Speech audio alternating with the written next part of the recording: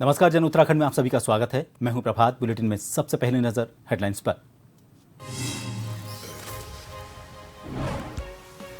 केदारनाथ विधानसभा उपचुनाव के लिए प्रचार अंतिम चरण में। आज शाम थम जाएगा शोर। बीजेपी का कांग्रेस पर हमला, कहा किसी बड़े नेता ने नहीं दिखाई दिलचस्पी। देहरादून के कलेक्टर सभागार में सड़क सुरक्षा समिति की हुई बैठक। संबंधित विभागों को सड़क सुरक्षा के तहत दिए गए दिशा निर्देश। 10 दिन में सीसीटीवी सही कराने के आदेश।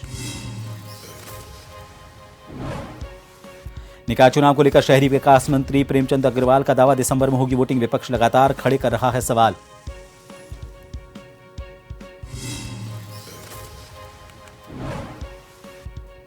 देहरादून में प्रदूषण का बढ़ता खतरा। हवा खराब श्रेणी के करीब पहुंची। एयर क्वालिटी इंडेक्स 150 के पार। डॉक्टरों ने दिए सतर्कता बरतने के निर्देश। और उत्तराखंड में करवट लेने लगा मौसम। तापमान में आई गिरावट। हरिद्वार और उधम सिंह नगर में छाया कोहरा। पश्चिमी हवाओं से बारिश की संभावना।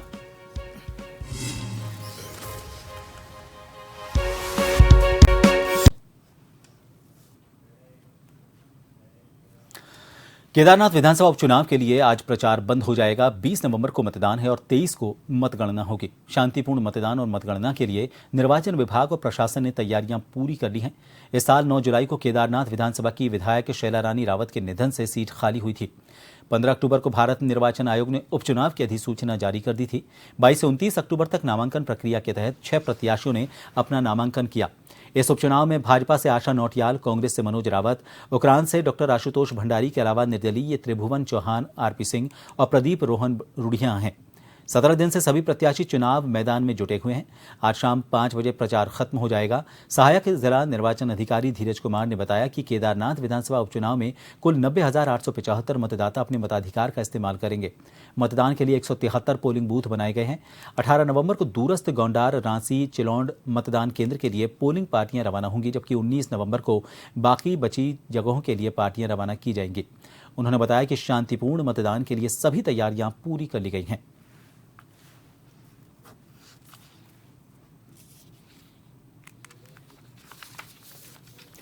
केदारनाथ विधानसभा सीट पर होने वाले उपचुनाव के लिए राजनीतिक दलों के प्रचार के बीच केदारनाथ में शराब कांड को लेकर आरोप प्रत्यारोप का दौर चल रहा है। दरअसल केदारनाथ विधानसभा क्षेत्र के चोपता बाजार में भारतीय जनता पार्टी के कार्यकर्ता की गाड़ी में शराब मिलने के बाद कांग्रेस ने इसकी शिकायत प्रशासन से की। इसके बाद दोनों राजनीतिक दल एक दूसरे पर आरोप प्रत्यारोप लगा रहे हैं। हालांकि भारतीय जनता पार्टी ने अपने कार्यकर्ता पर लगे इन आरोपों के लिए कांग्रेस को जिम्मेदार बताया है। बीजेपी के वरिष्ठ नेता सुरेश जोशी का कहना है कि कांग्रेस हमारे कार्यकर्ताओं को षड्यंत्र के तहत बदनाम कर रही है।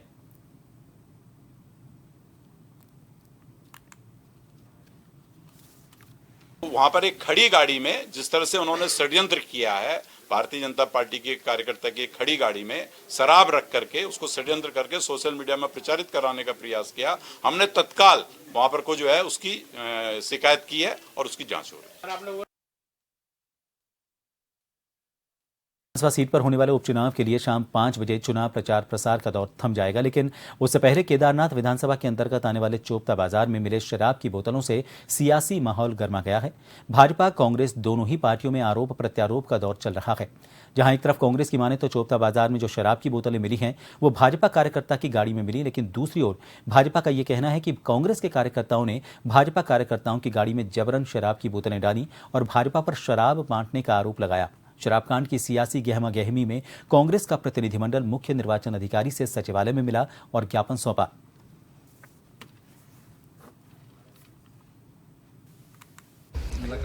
आज कांग्रेस पार्टी का एक डेलीगेशन उत्तराखंड के इलेक्शन कमीशन से मिलने आया था। हमारा मुद्दा केदारनाथ उपचुनाव जो चल रहा है उसको लेकर जिस तरह से भाजपा और सरकार, पुष्कर सिंह धामी जी की सरकार जिस तरह से कोड ऑफ कंडक्ट का खुला उल्लंघन कर रही है, वो सरकारी मशीनरी का दुरुपयोग कर रही है, खुला शराब बंट रहा है, पैसा बंट रहा है, साड़ियाँ बंट रही है, ढोल मंजीरा बंट रहा है और उनकी भाजपा के पदाधिकारियों की गाड़ियों में और सरकारी गाड़ियों में ये चीज़ें बंट रही है, खुलेआम बंट रही है। इसको लेके हम इलेक्शन कमीशन ऑफ इंडिया से, इलेक्शन कमीशन ऑफ उत्तराखंड से मिले थे। हमने उनको ये कहा है कि चुनाव आयोग अपनी संवैधानिक स्थिति को बरकरार रखते हुए, अपनी क्रेडिबिलिटी को बरकरार रखते हुए इन चीज़ों को रोके। मिल के गन्ना भुगतान और गन्ने का मूल्य बढ़ाने के साथ ही मिल को जल्द शुरू करने की मांग को लेकर भारतीय किसान यूनियन अम्बावत ने मुख्यमंत्री पुष्कर सिंह धामी के नाम एक ज्ञापन भगवानपुर के तहसीलदार दयाराम को सौंपा। भारतीय किसान यूनियन अम्बावत के प्रदेश अध्यक्ष सुभाष चौधरी ने कहा कि किसानों की समस्याओं को लेकर भारतीय किसान यूनियन के पदाधिकारियों ने तहसीलदार से मुलाकात की और किसानों की समस्याओं से अवगत कराते हुए उन्हें एक ज्ञापन सौंपा। मुख्यमंत्री महोदय से है जो किसानों के साथ ज्यादती हो रही है उसके खिलाफ है। इकबालपुर मिल पर जो करोड़ों रुपए किसानों को बकाया है उसका जल्द से जल्द भुगतान हो और गन्ने का जो निर्धारित मूल्य है 500 रुपये प्रति कुंटल के हिसाब से होना चाहिए ताकि किसान अपने जीवन यापन को अच्छी तरीके से कर सके। तीसरी चीज़, इकबालपुर मिल जो बंद पड़ी है वो जल्द से जल्द चालू हो ताकि क्षेत्र के किसानों को इधर उधर भटकना ना पड़े। और इसी के साथ जो वृद्ध किसान हैं उन्हें प्रति माह 5,000 रुपये का जो है पेंशन जो है हम मांग करते हैं कि सरकार उन्हें दे। उजागर करने के लिए जो हमारे किसान भाई हैं, किसान मजदूर हैं, उनकी समस्या को देखते हुए आज भगवानपुर तहसीलदार एसडीएम कार्यालय में एक ज्ञापन सौंपा है जिसमें हमारी गन्ने की जो हमारा गन्ने का मूल्य है वो अधिक बढ़ाया जाए और जो हमारी जो पेंशन है मजदूर वगैरह की ये कम से कम 5,000 रुपये किया जाए। बाकी आदि समस्याओं से अवगत कराया गया है कि सरकार इस समस्या का हल करे। उत्तराखंड के रुद्रपुर में आगामी जनवरी में होने वाले राष्ट्रीय खेलों की तैयारियां चल रही हैं और इसी बीच ओलंपिक महासंघ की केंद्रीय GTCC टीम ने जनपद उधम सिंह नगर के रुद्रपुर में मनोज सरकार स्टेडियम का दौरा किया। यहां एक एक खेल की तैयारी की जमीन हकीकत से कमेटी रूबरू हुई। साइकिलिंग ट्रैक, मल्टीपर्पज हॉल के निर्माण और गुणवत्ता को लेकर कमेटी ने कॉम्पिटिशन डायरेक्टर से टेक्निकल रिपोर्ट तलब की।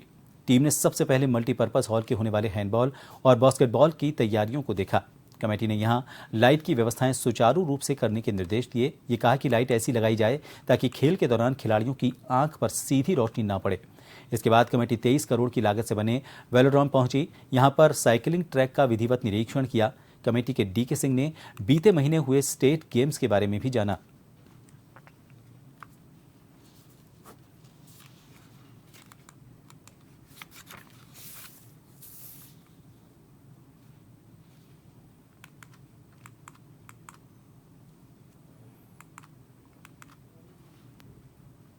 ये हमारी कमेटी का पहला ट्रिप है यहाँ पे वो जो बहुत ज़रूरी है। हमने सारे वेन्यूज़ जाके अपने आप पर्सनली चेक करने हैं और हम इसलिए आए हैं कि इधर सारे वेन्यूज़ में क्या डेवलपमेंट हो गई है और कौन से स्टेज में है। तो अभी हमारा पहला यही है। अब बाकी देखिए अपने जो DOCs है अलग अलग स्पॉट्स के वेन्यूज़ के वो हमें एक्चुअली बताएंगे अपनी रिपोर्ट देके कि टेक्निकली सब सही चल रहा है। तो हम वो रिपोर्ट भी देखेंगे और अपना सारा कमेटी की जब मीटिंग करेंगे। रामनगर में उत्तराखंड परिवहन निगम बस अनियंत्रित होकर पेड़ से टकरा गई। लोगों ने सभी यात्रियों को सुरक्षित बाहर निकाला और घायलों को अस्पताल में भर्ती करवाया। गनीमत रही कि बड़ा हादसा टल गया। एक्सीडेंट हुआ है हल्द्वानी के पास लगभग 11:30 बजे। पेशेंट है लगभग 12 बजे यहाँ पहुंचे हैं। ठीक, 2 पेशेंट जिसमें एक ड्राइवर है और एक पैसेंजर है। ठीक, जो पैसेंजर है उसके तो कोई ज़्यादा ऐसे गंभीर चोट नहीं है, सिर्फ ड्राइवर को है वो भी BP बढ़ने की वजह से दिक्कत हुई है उनको। ठीक, बाकी अभी कुछ जांचें हैं वो करानी है तो उसके बाद पूरा आपको बताएंगे हम क्या क्या चोट लगी। मेरे हाथ में कोहनी में चोट लगी है, थोड़ा सा अपना चार्ट आ गया रखना। अब रामनगर से गुड़गांव जा रहा था मैं, अभी करीब 11 बजे का टाइम होगा मेरे ख्याल से। तो रास्ते में काशी पहुँचने वाली थी गाड़ी जैसे काशी पहुँचने के लिए जा रही थी तो साइड से बस नीचे गिरी थी और टायरों को दौड़े पड़ा और बस नीचे उतर गई पूरी गाड़ी। पूरी बस फुल थी, जितने सीटर गाड़ी होती वो बड़ी गाड़ी थी। क्या कारण था कि बस नीचे उतर गई? बस उतरने का कारण ड्राइवर को दौड़े पड़ा है। पुलवामा में जम्मू कश्मीर में आतंकवादियों से लोहा लेते हुए शहीद हुए चंद्रिका प्रसाद की आज खटीमा क्षेत्र के झनकैया में उनके घर में पुण्यतिथि मनाई गई। इसमें CRPF के जवान सहित उनके परिवार वाले, झनकैया थाना पुलिस ने और अन्य स्थानीय लोगों ने शहीद हवलदार चंद्रिका प्रसाद की फोटो पर श्रद्धा सुमन अर्पित किए।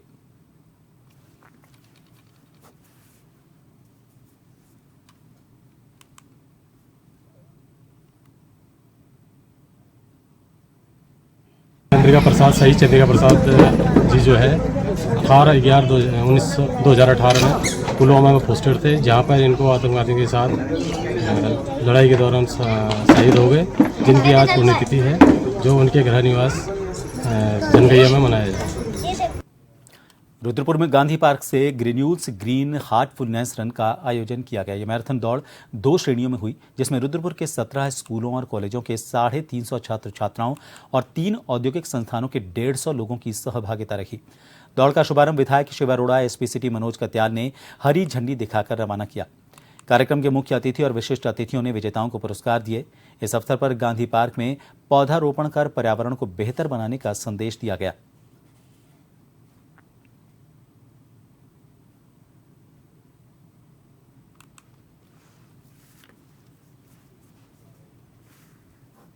देखिए, हमारा एक इंटरनेशनल ऑर्गेनाइजेशन है हार्टफुलनेस, जो मुख्यतः आध्यात्मिकता, ध्यान और इन सब को लेकर जो हमारी बहुत बड़ी एक हमारी विरासत है, हमारी वेदों की, हमारी धर्म की, उसको आने वाली युवा पीढ़ी को देने के लिए कि कैसे ध्यान करें, कैसे आध्यात्मिकता से जुड़े, कैसे ईश्वर से जुड़े और साथ ही साथ पर्यावरण संतुलन कैसे रखें।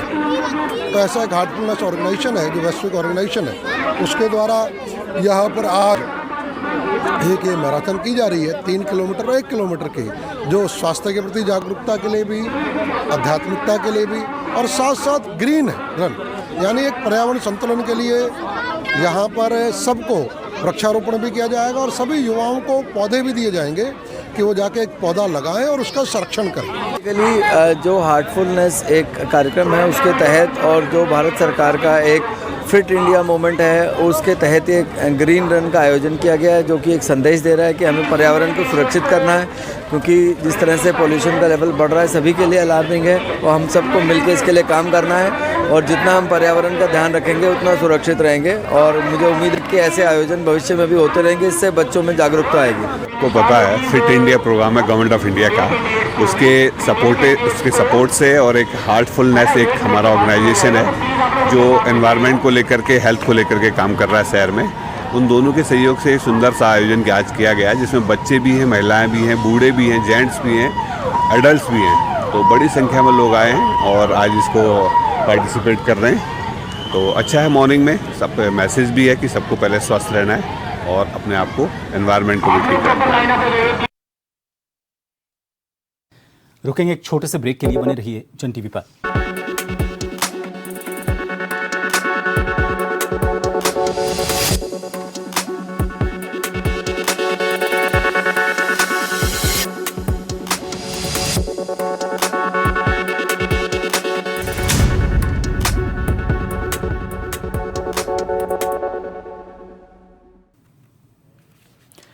एक बार फिर आप सभी का स्वागत है।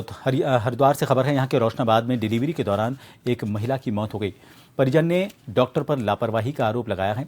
आपको बता दें कि परिजन का ये कहना है कि रोशनाबाद में ये पहली घटना नहीं है, इससे पहले भी झोला छाप डॉक्टरों की वजह से कई लोगों की जान जा चुकी है। पुलिस ने शव को कब्जे में लेकर पंचनामा भरकर पोस्टमार्टम के लिए जिला अस्पताल भेज दिया और कार्रवाई में जुट गई।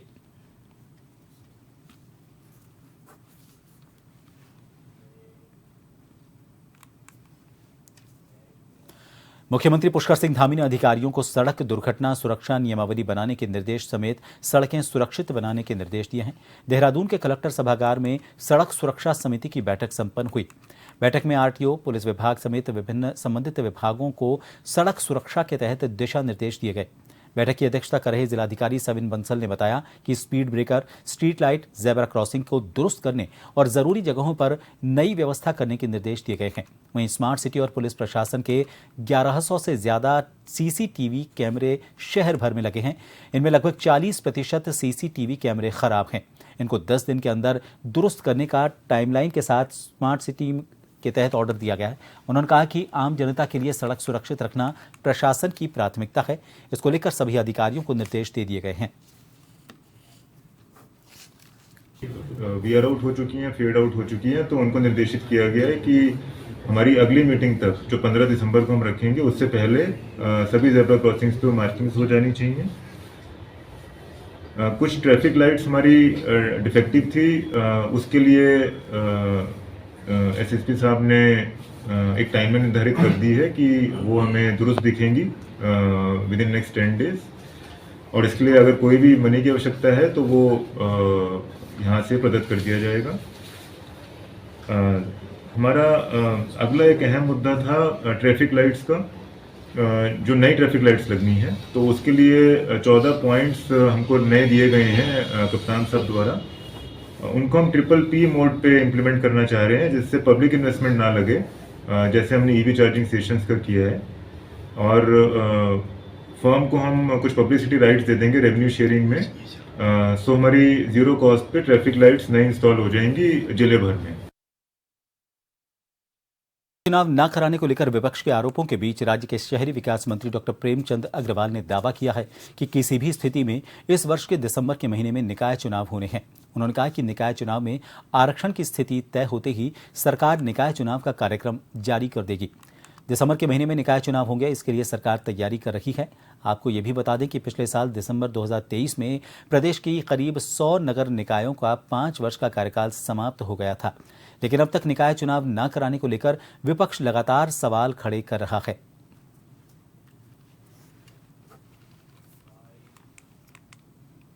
मेरा ये मानना है कि जो निकाय चुनाव है उससे पहले सिर्फ एक स्टेप पीछे हम लोग, वो है आरक्षण।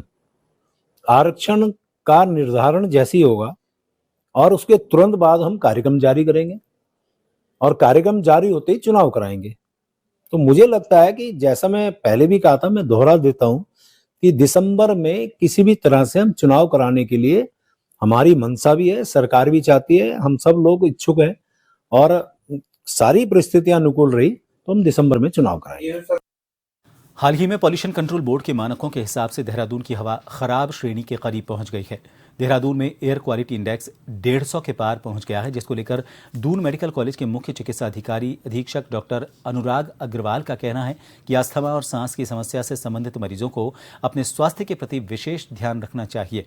निरंतर चेकअप कराने की भी जरूरत है। एक बढ़ता हुआ सिटी है, तो ऐसे में कंस्ट्रक्शन भी बहुत हो रहा है, थोड़ा ठंडा मौसम भी शुरू हो चुका है। वीकेंड पर वेहिकुलर मूवमेंट बहुत ज़्यादा बढ़ जाता है यहाँ पर्यटक स्थल होने के नाते, और साथ में दिवाली का मौसम भी था, थोड़ा पटाखे वगैरह का पोल्यूशन। तो ये 4-5 कारक हैं जिसकी वजह से बहुत तेज़ी से पोल्यूशन बढ़ा है। उम्मीद करते हैं कि आगे मौसम साफ़ होने पर ये पोल्यूशन भी कम होता जाएगा।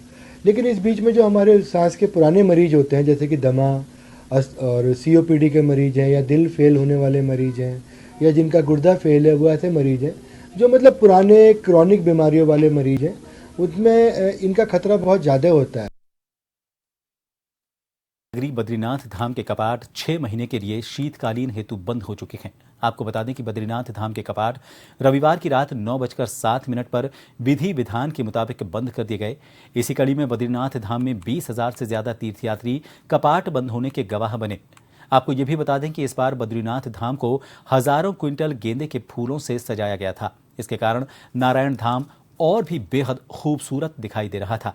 18 नवंबर की बात करें तो आज यानी कि देव डोलिया योग बद्री पांडुकेश्वर और जोशी मठ के नरसिंह बद्री में प्रस्थान करेगी।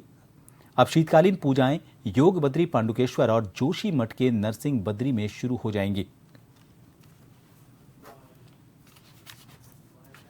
कि जो हमारी 4 धाम यात्रा है उसमें निरंतर वृद्धि होती जा रही है, निरंतर उसमें श्रद्धालुओं की संख्या में काफ़ी बढ़ोतरी हो रही है, और प्रदेश सरकार के स्तर से भी निरंतर जिस प्रकार से यात्री सुविधाओं को लेकर के प्रयास किए जाने चाहिए वो किए जा रहे हैं।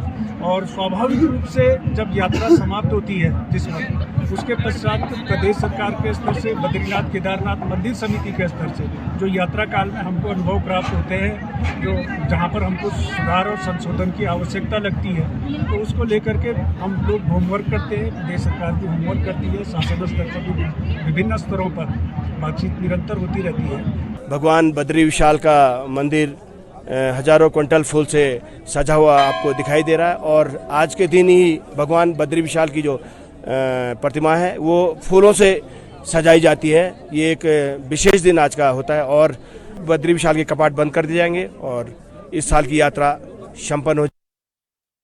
सभी खबरों के साथ इस बुलेटिन में फिलहाल के लिए इतना ही। नमस्कार। है।